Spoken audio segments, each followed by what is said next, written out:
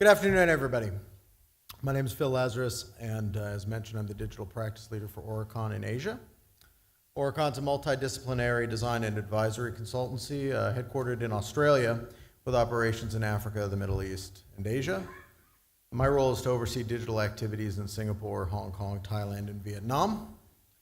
I'm grateful to be here today, and I'd like to thank the Autodesk Industry Advisory Board for inviting me to speak today. It's good to participate. It's good to be here.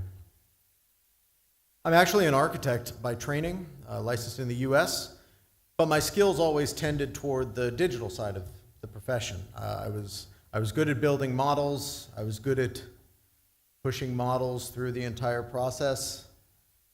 Frank Gehry had nothing to fear from me.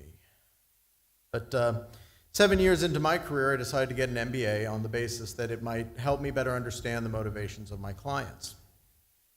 In 2004, I came to Asia, and in 2006, I secured a job as the BIM guy for Marina Bay Sands. I went on to lead BIM on a number of high-profile projects in Singapore, eventually leading a team of 20 BIM implementers for Lendlease, a global integrated property development and construction company, before joining Aurecon last year. I've been working with the government in Singapore as a lecturer on BIM since 2010, and I've assisted with the training of over 500 BIM specialists. I've been around.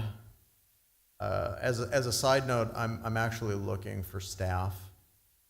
So I think if you're here today, you're probably the kind of person that I'm looking for, especially people with an engineering background. So if you've got an engineering background and a passion for BIM, there's my contact information. Why don't you get in touch? Where else am I going to find people, right? Found Norris.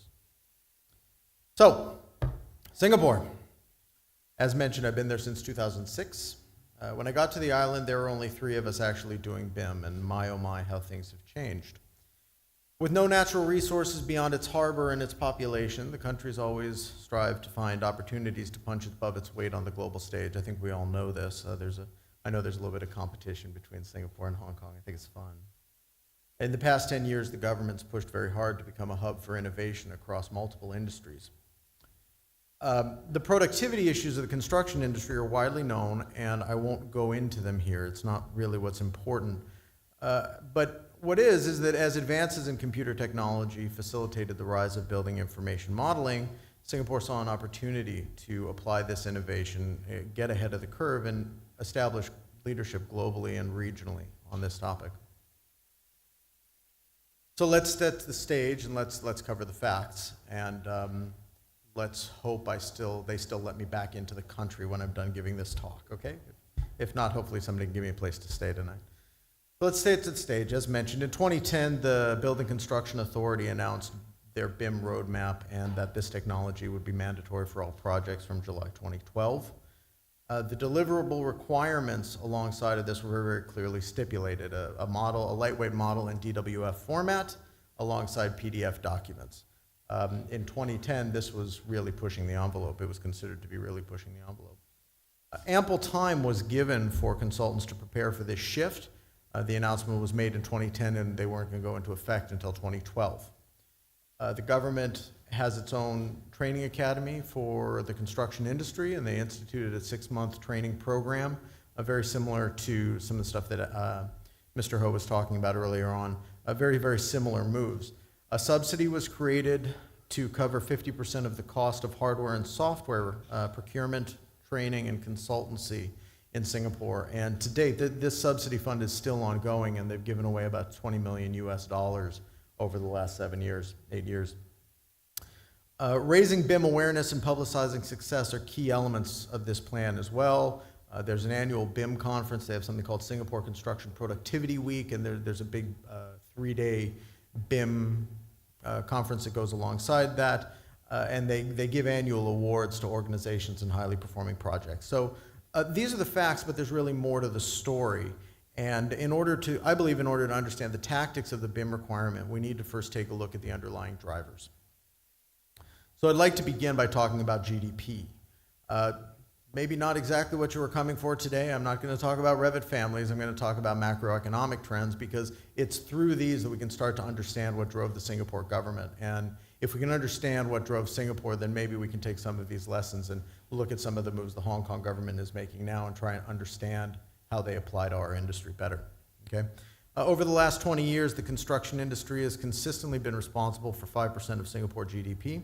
Though it sometimes feels like much more if you ever come. It seems that construction is just endemic. They're always building a new train line in Singapore. They seem to be everywhere. It just never ends. To put this in real terms, total GDP in 2016 was approximately $300 billion US, making the construction industry responsible for $15 billion of GDP. Additionally, the real estate and construction sector is responsible for about $10 billion annually in tax revenue for the Singapore government. So to add some context on top of this, the Singapore government itself is responsible for 60% of that spending in 2016. So it gives them some leverage to drive outcomes, and they do. Let's look at the labor force. Our industry is responsible for 13% of total employment in Singapore. That's about 500,000 people. To look at how those people are made up, though, another fact about the labor market in Singapore, and I believe this is a little different from Hong Kong, is we have a very strong reliance on foreign labor in Singapore. It's about 1/3 of our total labor force. But this ratio doesn't present the full dynamic, and this is where it starts to get interesting. So looking at this on a sector-by-sector basis, we see different disparities emerge. If we look at the services industry, lawyers, doctors, actually, I believe architects and engineers fall under services rather than construction, but nonetheless, we start to see that it's about 3-to-1 of locals versus foreigners. When we look at manufacturing, it's more of a 50-50. But when we look at the construction industry, foreign labor outnumbers local labor 3-to-1. And it's this imbalance in the construction industry that gives the government cause for concern. So there are concerns about efficiency of our labor force, as 13% of the workers are only contributing 5% of GDP. There's a sustainability concern as well, as 3.75%, roughly $11 billion of GDP, is reliant upon foreign workers now. And as the Asian marketplace matures, the availability of these lower skilled foreign labor diminishes. As wages in China, Thailand, Malaysia, and other ASEAN nations rises, our reliance becomes our weakness. This concern is a driving factor across all sectors, and we see its results in the rise of automation and sort of streamlined services. To reduce staffing needs in Singapore restaurants, it's common now to make your food order through an iPad.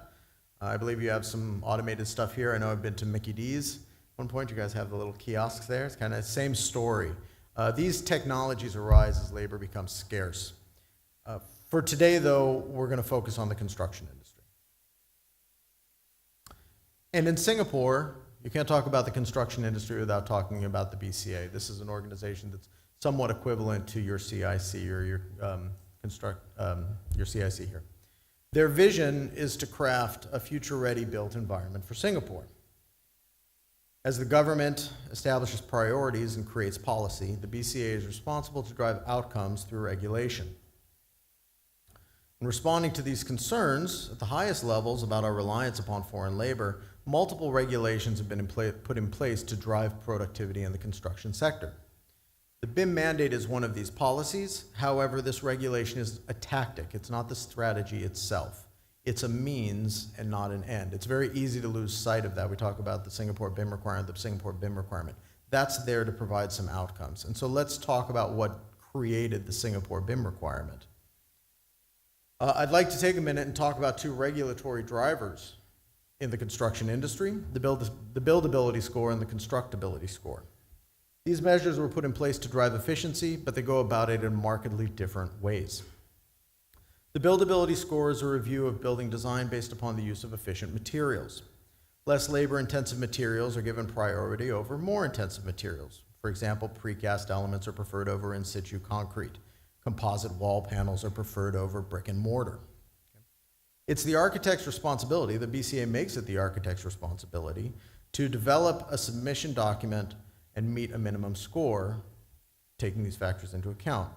And though conscientious design may be part and parcel of the services rendered, This actual submission itself is very, very time consuming, it's very arduous, and most importantly, it is unavoidable. It is mandatory. Now, constructability points, on the other hand, are a requirement placed on the builders for them to get their building permit. As part of permitting, the main contractor makes a submission showing their intention to use productive technologies in project delivery. Now, this is the difference, is that they can choose from a menu of options that will best suit both their capabilities and the project at hand. They're urged to be innovative. They can choose from many, they can come up with things on their own. They have choices, the consultants do not.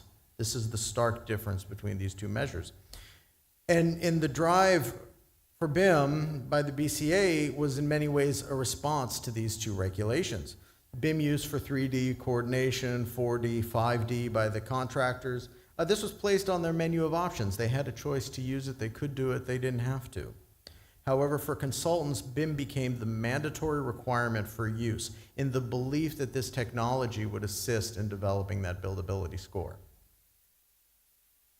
So effectively, they wanted BIM to become a calculator, but that's okay, because that's what object modeling does. Revit is really good at telling us how many columns we have or how many linear feet of wall. It's the tool by its very, very nature. But BIM in project design was not part of the picture. And this is where the impact of these measures are greatly diminished. So let's look a little bit closer at the Singapore BIM requirement, what it actually was. This is it. I don't know how many of you guys have seen this, but this is pretty much it. Initially on buildings over 20,000 square meters in 2012, and it was only for architects. And then 2013 was for structural engineers.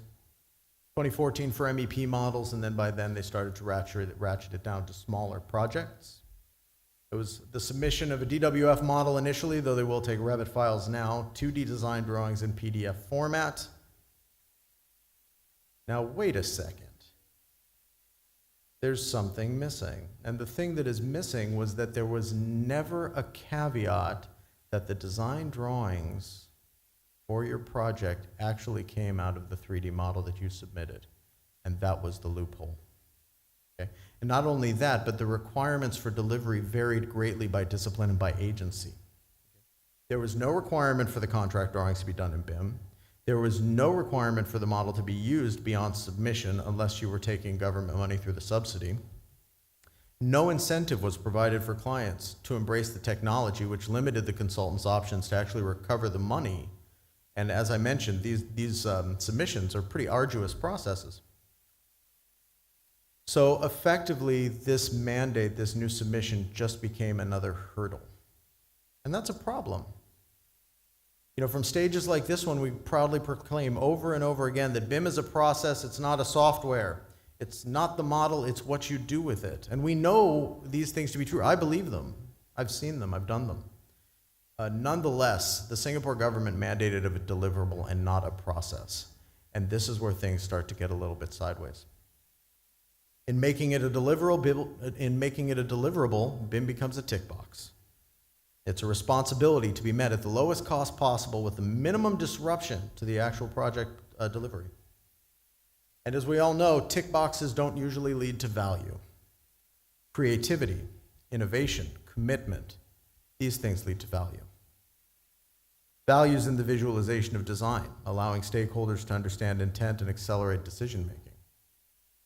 Value is in understanding our buildings spatially rather than just as lines on a page. Values in clash detection, allowing us to prioritize areas that require attention over areas that don't. Values in bringing stakeholders together to coordinate in real time. Values in a construction team working together to visualize solutions for a difficult situation. This is a great image. I've cherished this slide. This was from one of the projects I did. I was working for a construction company. It was great. We had a BIM implementer on site.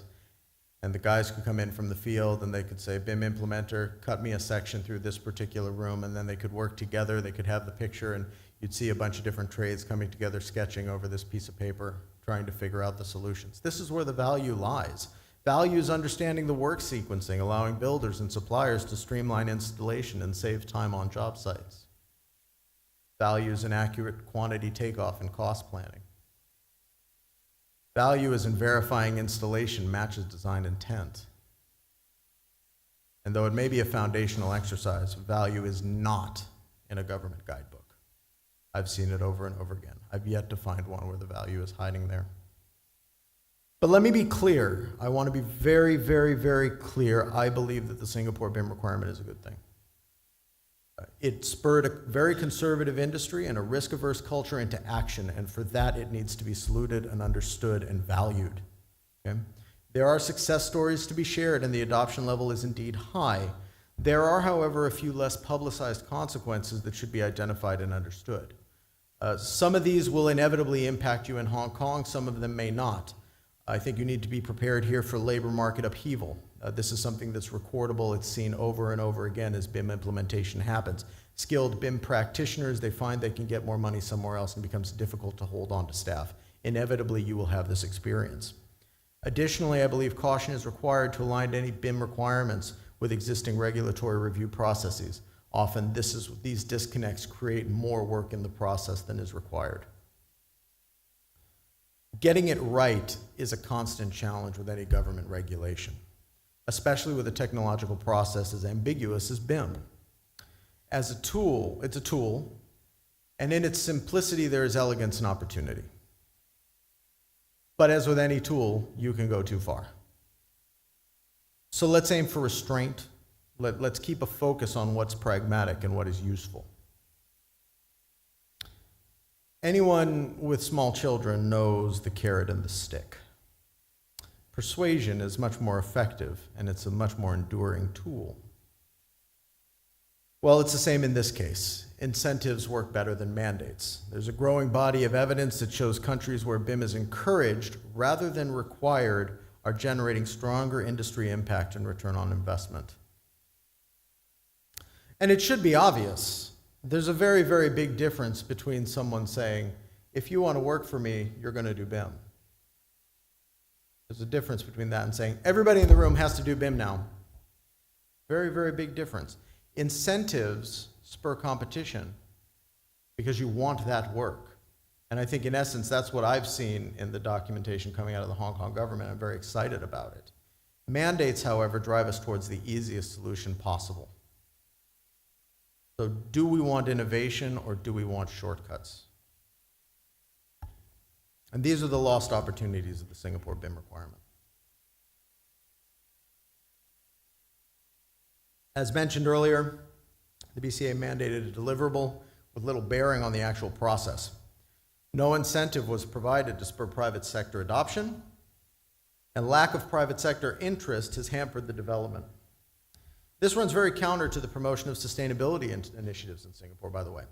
When Singapore's Green Mark program was launched to encourage sustainability and good things in the environment, additional floor area was awarded to developers for a higher level of performance. The market responded overnight. No such incentive has been offered for BIM, ever. It's only ever been that requirement that you put on the consultants.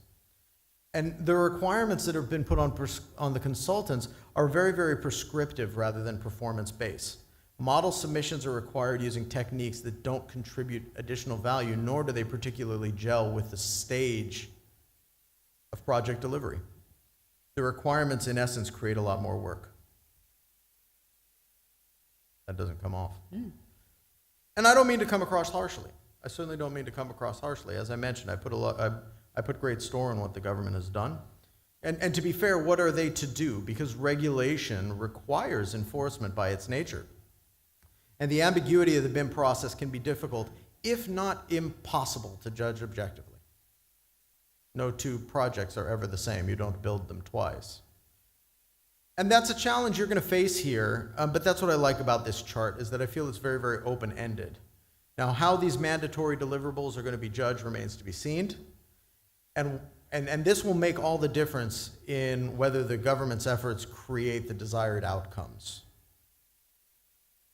But this ambiguity creates opportunity for all of us. Surely there are going to be market participants for whom a minimum requirement is acceptable, and that's okay. That's just fine.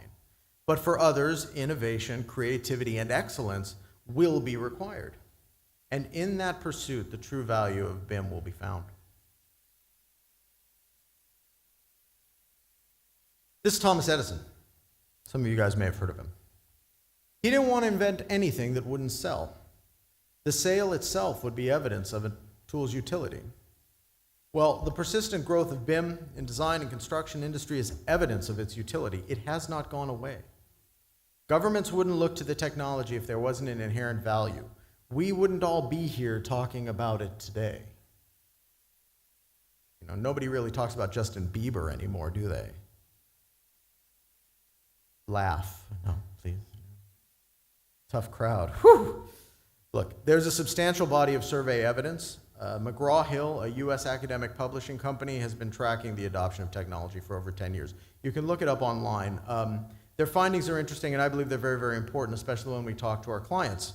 Okay, 70% of building owners feel that digital integration has had a positive financial impact on their project. 70%. Additionally, 91% of owners report an increased understanding of proposed design solutions. These McGraw-Hill reports are chock full of stats like this that you can use to have conversations with your clients and stakeholders to help validate the reasons why just doing a tick box isn't enough and doing a tick box isn't going to get them the value that they require.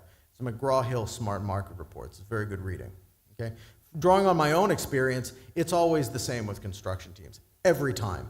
At first, they resist. They don't want any part of it. We've been doing it this way for a long time. I don't need you around, Lazarus. Get the hell out of here. But they come around. And before long, the results will have them addicted. It's better than heroin, I tell you. Okay? I did a life sciences project in China not too long ago, about a year and a half ago. The client was resistant at first to the additional cost of digital modeling. Why do I have to pay for that? Why do I have to pay for that? But we convinced them. We did convince them. And then we brought their design models into virtual reality, and we allowed the operations manager to tour the facility and rectify operational inefficiencies before concrete was laid on the ground or pipes had been cut. The client's perspective was permanently altered after that. Some of you may have already had this experience, and as the Hong Kong requirements settle in, many more of you will have this experience, I promise. But the challenge, of course, is that it is work. It's new work, and this is unfamiliar territory. We often resist change, claiming the cost or the effort involved, right? I see some heads out there nodding. But my experience is that caution, comfort, and complacency are the true conspirators blocking our progress over and over and over again. But let's be compassionate. Doubt, fear of failure, this is the human condition.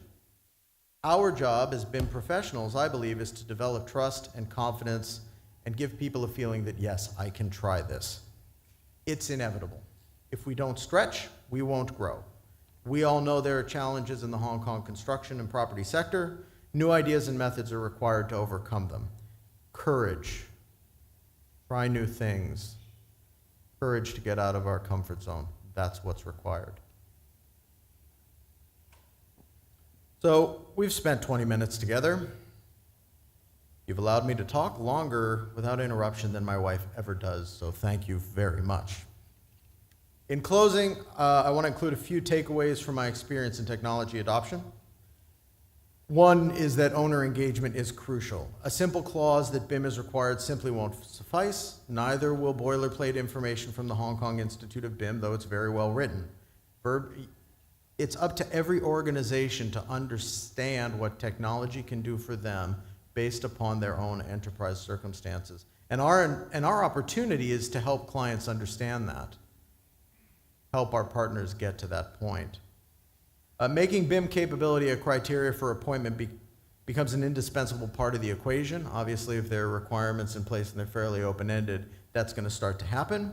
It will never be a primary judging factor. I've never seen that. But this is how competition and value starts to be created. We have to strive for objective measures for the process. We can't simply settle for the give me a model mentality. The value lies in using the model, so show me that you're doing it. Now, I'm not talking about a percentage of time saved or percentage of money saved. Those numbers can often be fudged, and they are. I'm talking about submitting coordination reports and visual evidence that progress is being made and the models are being used in the delivery process. Obviously, standards and expectations need to be consistent, but they also need to be reasonable, they need to be informed, and above all else, they need to be practical.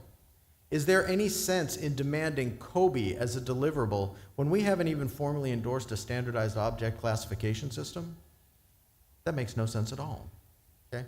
And lastly, there need to be incentives in the markets. We need to aim people towards the light rather than give them an excuse to run from the heat.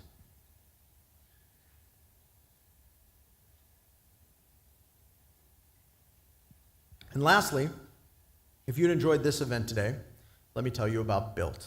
Okay, the BUILT conference is a 3-day event consisting of 60 class sessions taught by 50 international speakers.